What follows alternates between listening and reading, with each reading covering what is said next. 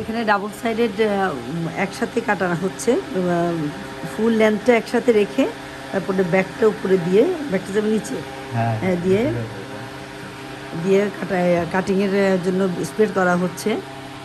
কাপড়টা হচ্ছে জামদানি, একদম কটন বেজ যে জামদানিগুলো আছে এবং ওয়াশেবল জামদানি, এগুলোর মধ্যে বুকের মধ্যে গোল্ডেনের কালারের কাজ থাকে এবং সামনে বেশ সুন্দর, বেশ খানিকটা জায়গা ইয়োকের জন্য থাকে এবং হাতার লম্বা ওইটা পাশ থেকেই নিতে হয়।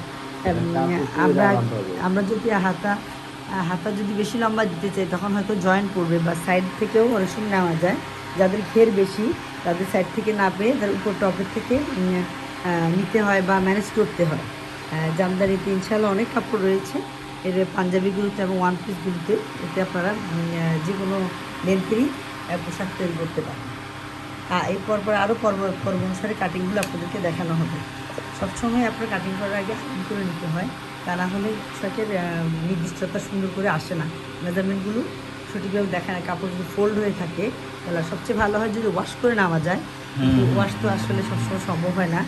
আমরা কাস্টমারদেরকে বলি যে ওয়াশ করে দেওয়ার জন্য হালকা শুধু পানি দিয়ে মাঠটাকে একটু সরিয়ে দিয়ে কাটলে আপনার জিনিসটা ফিটিংসটা খুবই ভালো হয়। এভাবে কাপড়কে বারবার করে স্প্রেড করে সমান করে তারপর আপনাকে কাটিং করতে হয়। ঠিক আছে, আপনার সাথেই থাকবেন, আরও আপডেট দেখতে পাবেন।